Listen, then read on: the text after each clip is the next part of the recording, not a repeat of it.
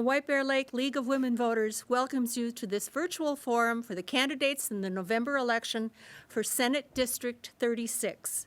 This forum is being broadcast live and recorded by 9 North and will be available on the White Bear Lake Area League of Women Voters YouTube channel. My name is Liz Nordling, and I will be moderating this forum tonight. I do not live in District 36. As a trusted volunteer organization, the League of Women Voters does not support or oppose political parties or candidates. We sponsor forums like this to provide voters an opportunity to hear candidates' views about issues of interest in the upcoming election. Tonight, we will be exploring candidates' answers to topics related to education, budget and finance, public safety, health care, elections, climate, and equity, providing an opportunity for them to respond to questions submitted to the League of Women Voters by members of the public. We have received dozens of questions from the public, many more than we could possibly ask, but we have tried to cover all of the issues that were brought up. The order for speaking tonight will begin in alphabetical order and will be rotated thereafter. Candidates' remarks are being timed to assure equality of time. The candidates in tonight's forum are Roger Chamberlain and Heather Gustafson. We will begin with opening statements, and we'll start with Roger Chamberlain. Well, good evening, and thank you for inviting us to this forum tonight. Through the years, I have knocked on thousands of doors, held thousands of meetings, answered thousands of emails and phone calls. I chaired the Senate Tax Committee, and I currently chair the Senate Education Committee. So I know this community, I know the people, I know their concerns. I care deeply about the community. I've listened. And I also know how to get things done. Common sense, effective leadership. I've gotten things done for the community and the state. Working with the community in a bipartisan fashion, I've helped ban cancer-causing substances, addressed dyslexia, improved reading, stopped gas taxes, tax relief for families, seniors, individuals, and small businesses. So listening, common sense solutions, effective leadership, solving problems, because I deeply care about this community and this state. Thank you. Now with her opening statement is Heather Gustafson. Hello, I am Heather Gustafson. Thank you for the opportunity to speak here tonight. I live in Venice Heights. I am a mom. I am a public high school history teacher. I'm running for state senate. I'm running for office now because I believe we're running out of time to solve some of the most serious problems our state is facing, and we need leaders who will take it seriously.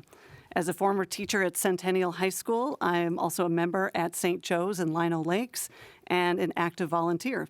I have deep ties to this community, and I know the people who live here, and I care about the people who live here. People here care about lowering the cost of groceries and housing. They care about creating new jobs and opportunities. They care about funding our police departments and our schools. They care about mental health. These are all things that are very important to me as well. I really don't care too much about political parties. I believe that a good idea from either side is what Minnesotans care about, and that's what I'm here to do. Solve problems, listen to our community, serve our community. Thank you. We'll now begin with questions, and we're going to first start on the topic of education. And the question goes to you first, Heather. What should be the legislature's role, if any, in determining school curriculum and what is taught in classrooms throughout the state? Well, as a social studies teacher, our standards are currently under review, and I think it's about every 10 years that we take a look and we see what needs to be adjusted, what maybe is getting too much time, what's not getting enough time, and then try to strike a balance. I've been a social studies teacher for a long time, and I can tell you that there are priorities and there are, certain pacing that we take a look at when we are going to teach. The state legislature should support teachers and public school education, and that means that they do play a role, but they should be listening to our local community schools before making that choice. Thank you. Question now goes to Roger Chamberlain. Well, back in the early 2000s, until the early 2000s, the legislature had a significant role in the curriculum. It would get reviewed through a panel, and then the legislature would review it. That ended in the early mid-2000s. Currently, the legislature does not have a role in reviewing curriculum. And some people might argue that's good or bad. Well, if the legislature does not review it, the people elected to represent the citizens in the community, well, you take an important piece out of that. So currently, the legislature is not involved in setting the standards. We put in statute what it should be required, but I believe we should get back to legislative review of the standards after the boards have approved them.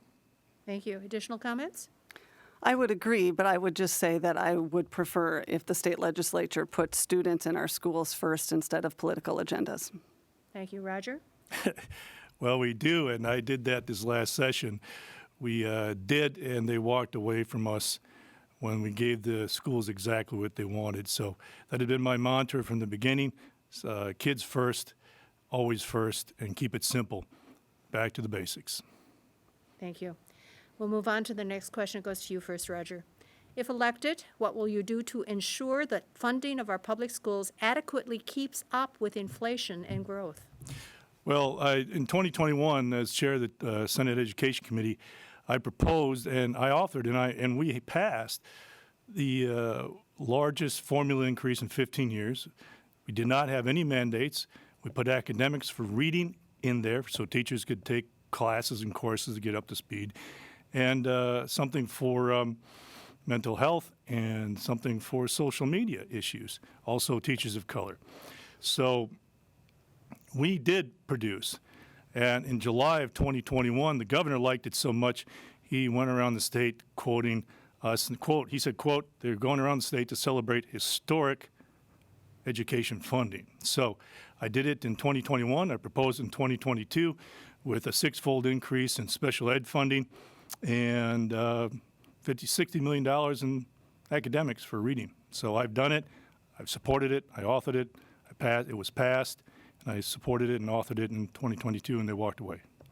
Thank you. Question goes to Heather Gustafson. Yes. So I've recently been talking to quite a few of the educators. I am a teacher myself. I put in a full day of teaching. I know exactly what's going on in the classroom. I will say that this past spring, the largest school districts in our Senate district, Centennial and White Bear Lake, faced shortfalls of more than $6.2 million. We talked about inflation and other walks of life, but we're shorting up our local school districts with money that they need. I applaud the mental health funding, but it doesn't go nearly far enough. And you can't do one thing on mental health, ignore other resources that are necessary, and then just say you've checked the box on that and move on.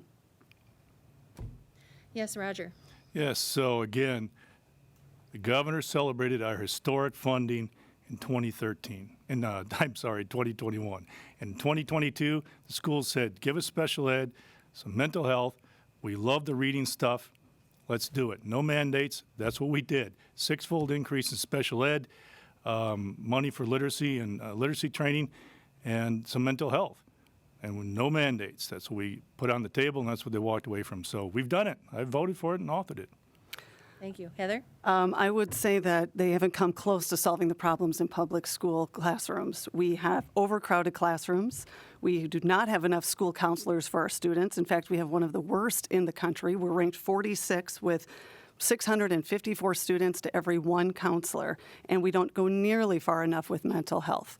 So, literacy is super important, and I support funding for that, but we can do, and we need leaders who can do more than one thing at a time. Thank you. The next question goes to you first, Heather. What strategies would you recommend the state adopt to reduce, excuse me, to reduce the academic gap? I think, again, it goes back to funding. One of the biggest things that we know is that an overcrowded classroom can't serve our students properly. This is one of the things that state funding really can do and make a difference at. When we can balance out our classrooms and increase school counselor ratio or improve the school counselor ratio to students, and at the same time address some of the mental health concerns. We should have counselors, social workers, psychologists, nurses in every public school. We have the funding for that. We can do it, but we don't. And if we really want to fix some of these gaps, then we need to put some serious investments into solving those problems. My apologies for coughing through your response. Okay. The question now goes to Roger Chamberlain. So reducing the academic gap, is that correct? Correct. Well, academics. Focus on academics, keeping it simple, the basics. Again, in 2021, that's what we did. A simple plan, students first, innovation, no mandates, parents, literacy-driven, high expectations. That's what the schools asked for, no mandates, good funding. Our funding was historic, and it has to focus on academics. We need academics in the classroom and politics out of the classroom. Stay neutral. Teachers want to teach. I've talked to hundreds of teachers. They want to teach. We have to let them teach, and we have to focus on academics. It's that easy.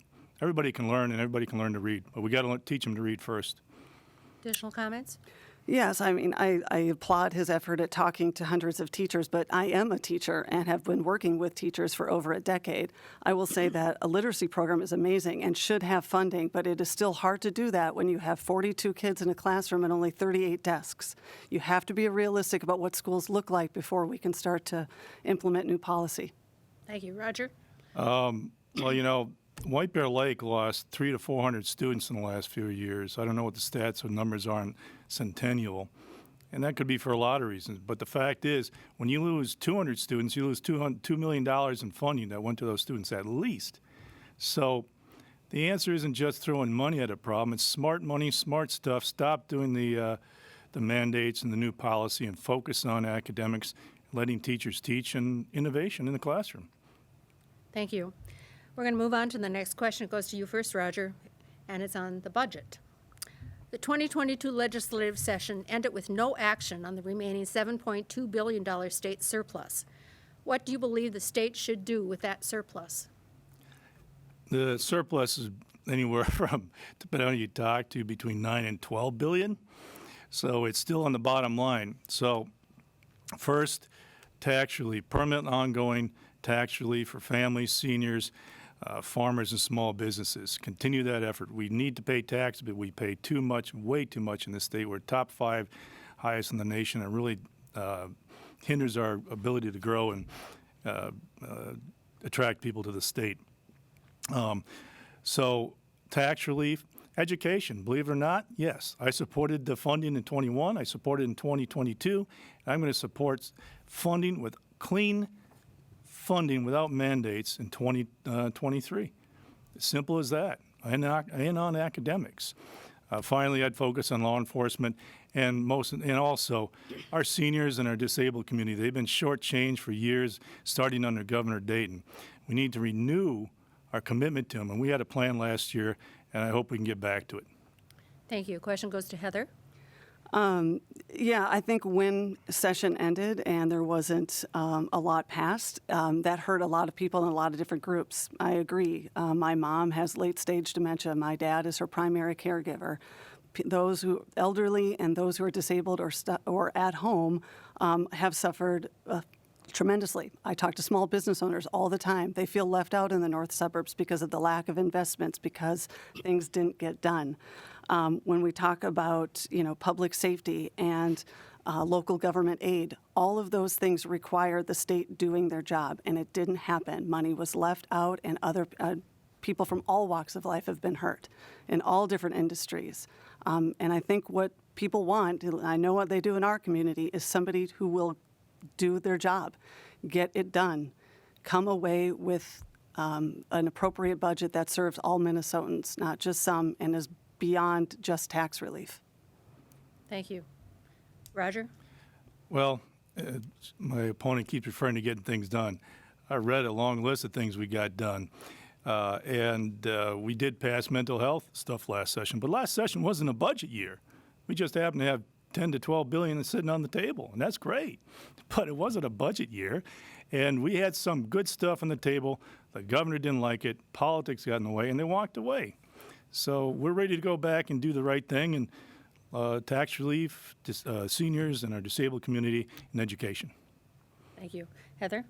I would just say that, there's 87% of Minnesota cities are depending on local government aid. They needed that money for roads, for bridges, for projects, for water treatment plants, for lead pipe replacement, and all of that is at a standstill until the legislature can do their job.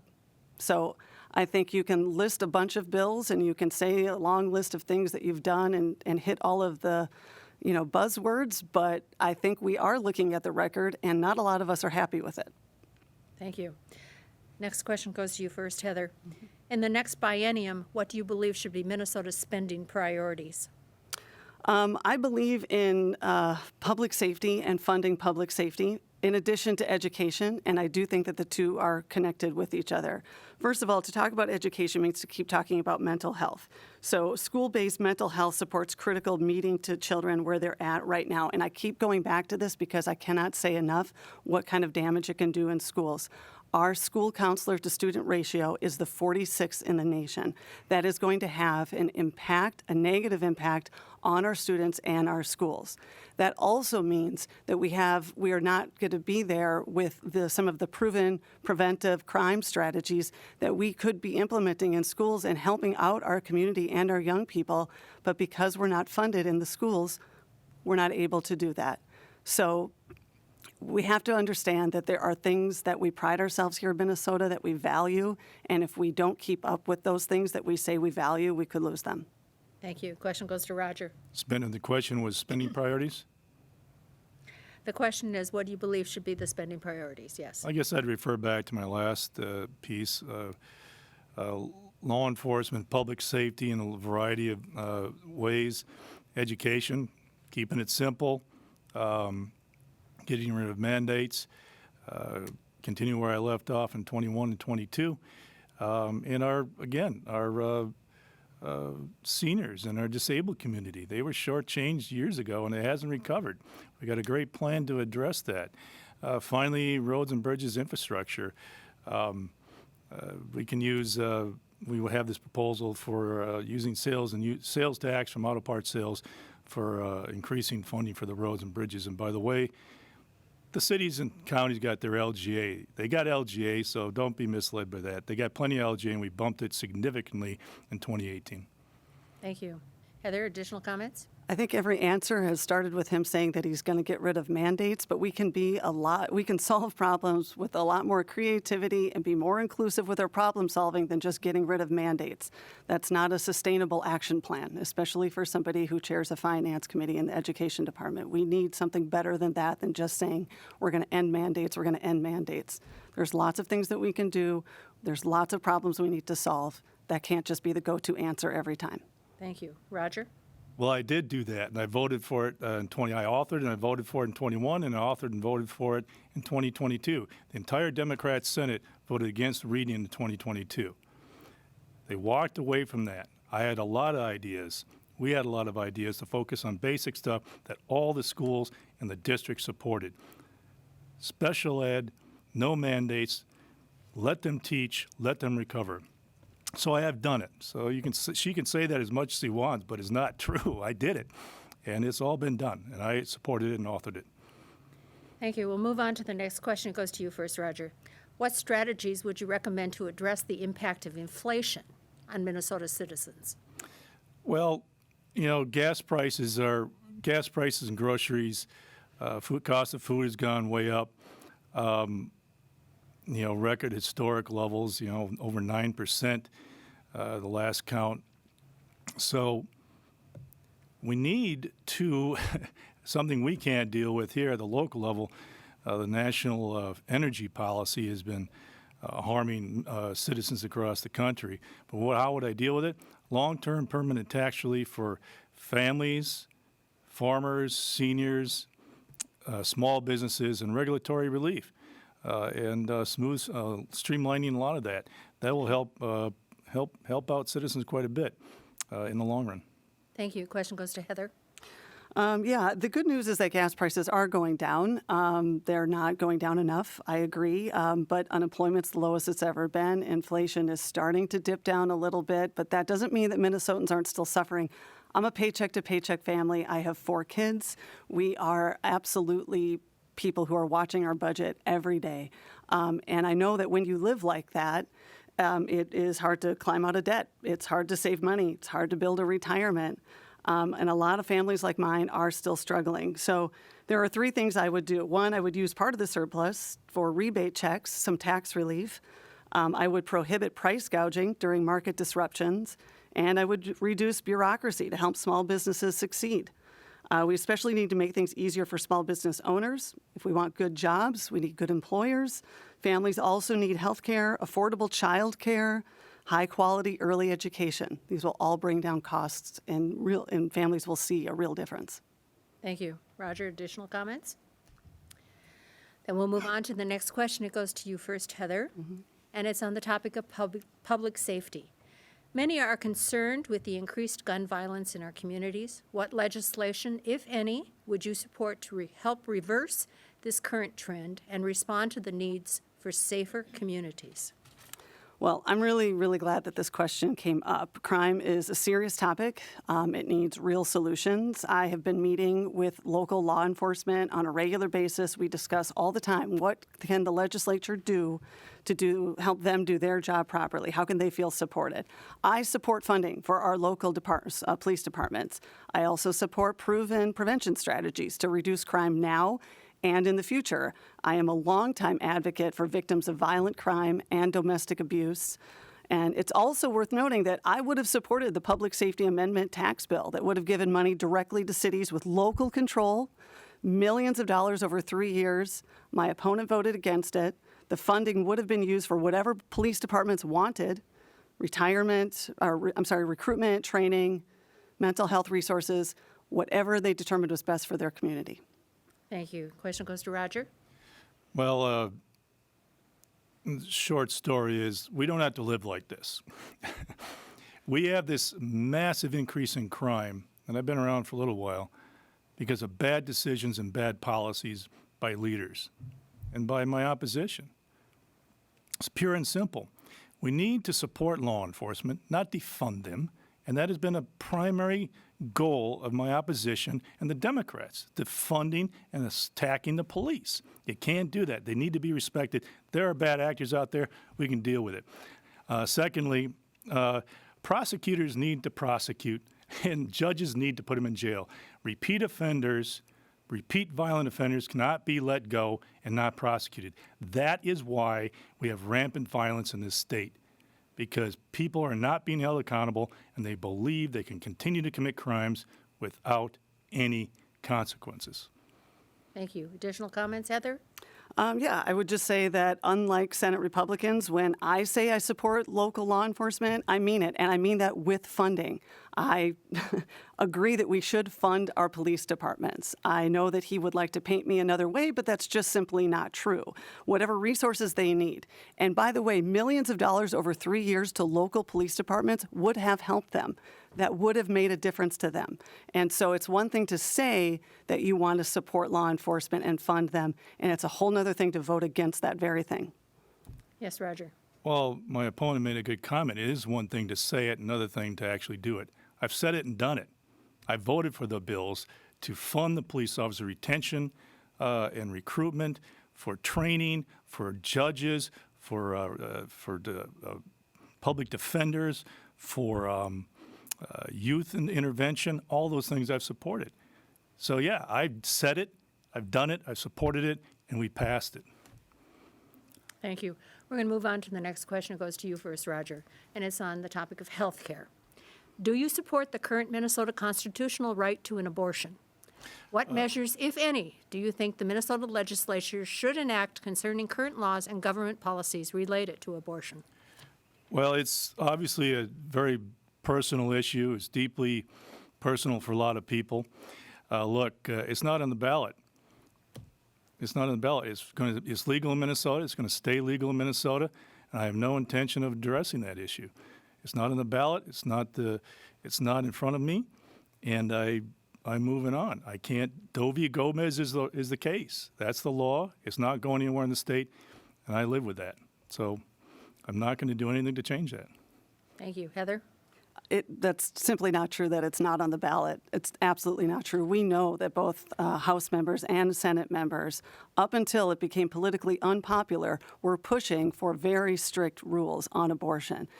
Reproductive rights is probably one of the top things I hear on the doors. People are unbelievably shocked at the overreach of the Supreme Court decision.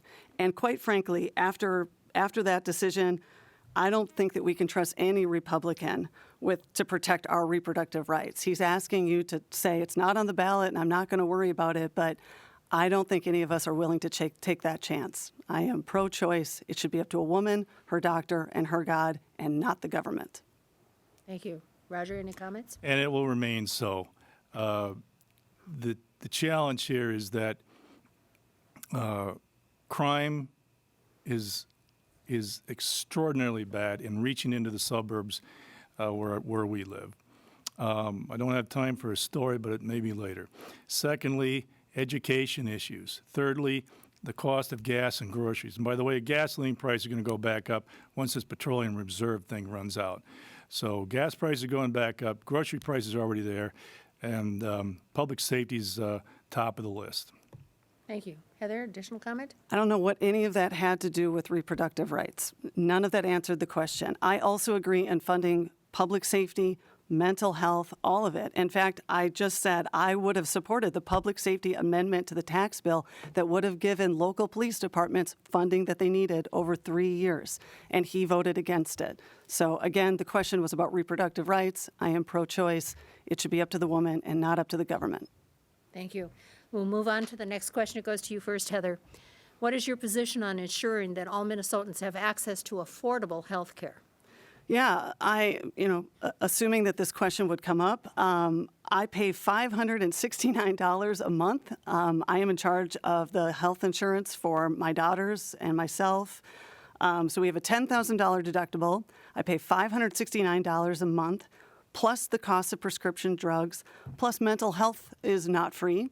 So we have to alternate our mental health appointments because we can't all afford to, if anybody in my family needs to go, we have to alternate it because it's like $150 an hour. So when people talk about we can't make real strides in making healthcare affordable because they are worried that our taxes will go up, I would just ask you, do you anticipate that a family like mine who's paycheck to paycheck would be paying more than $600 per month in additional taxes? No, the answer is no. So what we have right now is not sustainable, it's not affordable, and it needs to be addressed. Thank you. Question goes to Roger. So I have to just mention quickly, I am endorsed by the MPPOA, the Minnesota Police and Peace Officers Association. I am endorsed by them. Healthcare. Well, the healthcare is expensive because of bad decisions by the opposition. Very bad decisions. It's only been kept somewhat affordable and accessible in rural Minnesota because Republicans passed legislation, and Governor Walz in Dayton had to sign it because they knew without it, rural Minnesota and many others would be going out without health care, and it would be very expensive. So we've done that, number one. Number two, we no longer have health care. We have disease care. I've talked to doctors and nurses in particular organizations. We need to get back to more community-based sort of health care issues and not disease care. Disease care happens to be very profitable, so I would focus on advanced nurse training and nurse practitioners, get back in these clinics and support the clinics, get back in the community to make health care affordable and accessible.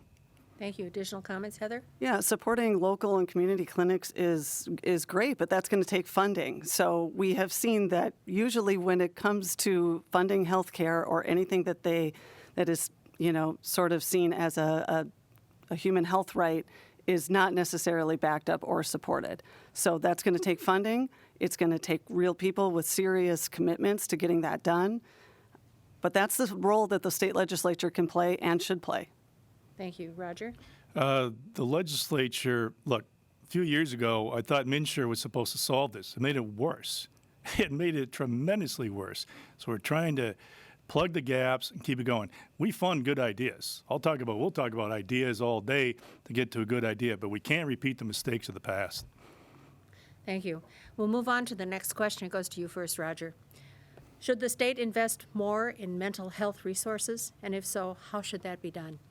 Absolutely. I talked to the professionals in the industry. There's a couple things. One is in the 70s and 80s, we didn't reform mental health care. We got rid of all the places. They were bad, so they got rid of them, but they didn't replace it with anything. So Currently, what we have funded and I have supported is, it's been bipartisan, is constructing these facilities around the state as regional supports. Secondly, in advancing telemedicine, because, look, as much as you'd like to have highly trained counselors and psychologists in all the schools in all the cities, we don't have them. They're not available. So we have to be creative how we do it. So we've been putting up and paying for these facilities around the state, support and growing telemedicine, and we passed a mental health bill this last session to help strengthen that and increase those resources to citizens. And finally, you know, we need to address social media. That is a thing that's really harming a lot of people, and mostly kids.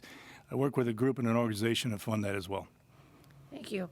Question goes to Heather. Yeah, I'm going to go back to schools because we have a public school in every part of our state.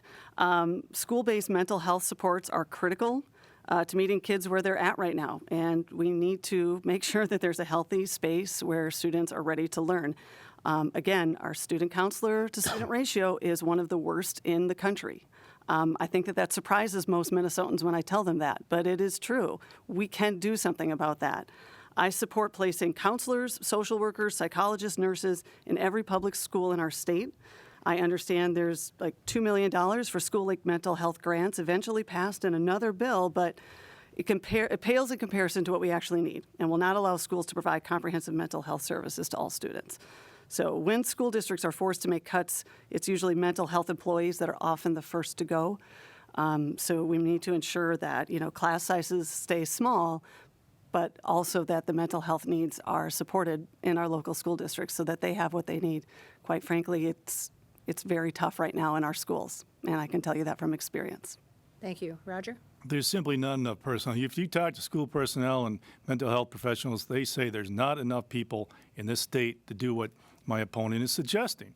We don't need to do that. We need to be smart in how we do it. First, we got to teach kids to read. If they're not reading and they're not learning, they're very disruptive and unhappy, naturally so. We need to stabilize in school and get back to basics in the schools. There's a lot of things we can do that are directly and indirectly related to mental health. Thank you. Heather? I understand that part of the bipartisan mental health bill was passed, and I think that that's, you know, it's a good first step, but you cannot just treat mental health like I checked the box, I did this thing, and then now it's over and done. We've got to focus more on the schools, and when you talk about getting back to the basics, it's, you know, you can't say both things. You can't say we need to increase our mental health resources in schools and then at the same time say we should only be worrying about keeping it simple and only the basics. They're two separate things. We can solve more than one problem at a time. Thank you. We'll move on to the next question, and it's on elections, and it goes to you first, Heather. Mm-hmm.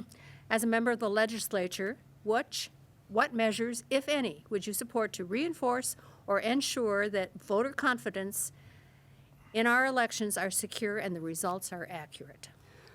Well, I would say, first of all, we are lucky to live in a state that does such a good job with our elections. We have early voting options, we have mail-in voting options, and you can, you know, register with ease. So first of all, I'm very lucky that we live in the state we do for election integrity. We do a really good job. And the key there is to make sure that people know about the options. I think sometimes when there is some concern, it usually stems from some disinformation, to which I would also just say that looking it up and taking an active role in seeing like the transparency in our elections. You know, remember, election judges have to come from both parties, and they're monitoring what's happening. But early voting options and mail-in voting options are all very legitimate ways of voting. They're important ways of keeping access to voting, and they should be protected. Thank you. Roger? Well, they are protected. I don't know what she's talking about. They are protected. But there are small things we can do. We need, there was just a court ruling a month or so ago about ensuring you had parity and the right people in a room reviewing absentee ballots and signatures. So there are things we can do that make sure that we have parity in people in the room who are looking at ballots, checking ballots, and matching signatures.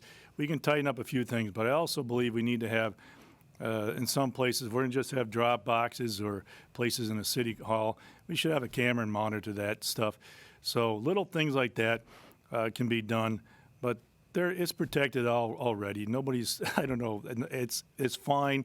There's some minor things we can do around the edges to make sure it stays tight and clean, but we need to have eyes on to make sure that the ballots are protected and secure. Thank you. Heather? I would just encourage people that early voting begins soon, and they should take a look at where they can do that. Anything else, Roger? We're going to move on to rapid fire questions on voting. Yes or no answers only. And so the question is, do you support or not support the use of, and I'll start with Roger, absentee ballots? Yes. Yes. Heather? Dropbox voting? Yes. Yes. Same-day registration? Yes. Yes. Mail-in ballots? Yes. Yes. Automatic voter registration at driver's license centers? No. Yes. Voter ID? Yes. No. Thank you. We'll move on to the next question. It's going to be on the climate. And Roger, we'll begin with you. Do you believe the state has a role to play in reducing carbon emissions to address the changing climate? If so, what should the state do? We should always be good stewards of our environment and protect what we have, air, water, and we have been in this state, and we haven't made great strides in the last 30, 40 years in what we do. We have to keep an eye on it and stay focused on it. Our energy grid, we need affordable energy sources, and that comes from a variety of things. We need to have a strong grid and a strong economy. We need diverse energy supplies. A good mix of solar, wind, nuke, natural gas, yes, coal, hydro, all these things are important to maintain our quality of life, our standard of living, and the economy. So, good stewards of the environment, smart stuff. It's not an either or, it's a both and. And we can go forward and keep it clean and, live happily in our beautiful environment, I guess, yeah. Thank you. Heather? Yeah, so I think part of the reason I joined Ducks Unlimited, Pheasants Forever, is because of the conservation work that they're doing. I think we have a responsibility to keep clean water to drink, wastewater is properly treated before it goes back to our rivers and lakes, and I think everybody agrees on that, which is why I think that there is a real opportunity here for some bipartisan support on some conservation bills. You have to be able to work with the other side. I think we have a chance to do that if we sort of understand that leaders have to work together. I support the bipartisan infrastructure bill and IRA Act. It makes funding available for states, counties, communities, individuals, companies. They improve infrastructure, new construction, weatherization, replacing gas appliances, furnaces, solar installation, EV charging stations, investment in public transportation. A lot of good things can be done there. And I really do feel like this is a moment where we can work with both sides. Thank you. Roger? Right, conservation's part of this as well. Smart conservation, and a lot of people do it. So just to restate that diverse energy power systems from a variety of sources, and we can do it. We can work out. Thank you. Heather? I agree. I think that people can work together on this, and it does not have to be overly politicized. I think that there is a lot of room there where Republicans and Democrats can work together. Thank you. We'll move on to the next question. It's on childcare. It goes to you first, Heather. Would you support increasing the state's investment in early childhood education? Why or why not? Yes, absolutely. I will just dip into my personal life. I have 4 kids. I had 3 of those kids in 3 years. We could not afford childcare. It was too expensive, and at the time, I had to sort of operate as a stay-home mom and a working mom at the same time. So I would take overnight jobs or early morning jobs, working and delivering newspapers or making coffee at Caribou or unloading the shipping dock at Macy's. But the point is that I had to do that. Yes, it was wonderful to stay home with my children. I loved it, every moment of it. But I also had to do that because we couldn't afford childcare. And it also meant that it put a real, it was a real problem for our family, our finances. It made life very difficult. We don't need to do that. We can invest. One of the greatest things that happened was when kindergarten became free. That really helped out my family personally. Now we didn't have to worry about it, and some of our kids could go to kindergarten all day, and that meant that we only needed to find childcare for 2 of them. Thank you. Roger? Yes, I do support early childhood education. It needs to be smart and targeted. Right now, we provide quite a bit of funding for, well, $70 million for the volunteer pre-K, plus hundreds of millions for the 2-tier child care system, preschool and child care. But it's targeted. We need to keep it targeted. Not everybody needs it or wants it. We need to keep it targeted to those most in need. Certainly, not every family needs it, and it doesn't need to be universal. So we need to keep it targeted, similar to Head Start, and continue down that path. Thank you. Additional comments, Heather? Yeah, not every family might need it, but more need it than are getting funding for it. It is probably one of the top things I hear from young families in our district, in that childcare is hard to find. It is not enough childcare options, and it is too expensive. And so there are things that we can do. Increasing the funding is one of them, but it's not being addressed enough by enough families who could be using it and aren't getting it. Thank you. Additional comments, Roger? Yeah, so a few years back, the Dayton administration pretty much went to war on small community family child care providers. They've been struggling for survival for years. So in the last several years, we've been trying to, I agree with my opponent, there's other things we can do besides funding. We need to start supporting the community child care providers, the family child care providers that were out there for years providing child care to thousands of kids across the state, including mostly rural Minnesota. So we need to focus on that as well. Thank you. That was our last question. And we are now going to move to closing statements, and we'll go in the reverse order. So we'll begin with Heather. Okay. Well, I want to thank everybody again for letting us speak and being here tonight. Thank my opponent for being here tonight. Running for office has been an honor. It's not anything I thought I was going to do, but the amount of people and just the amount of good conversations that we've had in the last 6 months has meant a lot to me. And I know it's hard to take a chance on somebody that people are just meeting for the first time. So the amount of kitchens I've been welcomed into, porches, patios, invitations to come back and meet other neighbors, it has really warmed my heart, and it's exactly who I think about when I keep doing this and getting up in the morning and keep going. I want to work for you to lower the costs of groceries and housing. I want to fund our police department so that we can all feel safe in our own communities, everybody. I want new jobs and investments in our district and Minnesota. And I want to make sure that Minnesota remains a place where women have reproductive freedom, everyone can marry the person they love, and a right to vote is guaranteed. So I am ready. I am prepared to work. And this fall, I'm asking for your vote. Thank you. Thank you. Now with his closing statement, Roger Chamberlain. Yes, thank you very much, and thank you to my opponent for being here as well. It's been a great pleasure and joy, so as these things always are. So, safe communities, affordable groceries and gas, economic security, and a place where kids are learning to read and write and do math. Those are things that we should be doing and can be doing. And the only reason we're not getting those done, we have problems there, is because of bad policy decisions.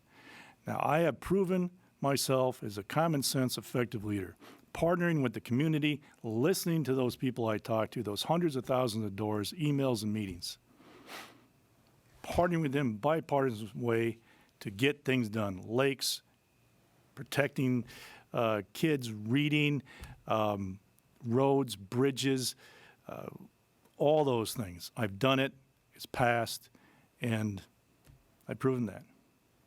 Thank you. The League thanks the candidates for their participation, 9 North for taping and broadcasting this event, our League volunteers, and you, the audience, for your attendance and interest. Let your voice be heard by voting by November 8th. Thank you. Thank you.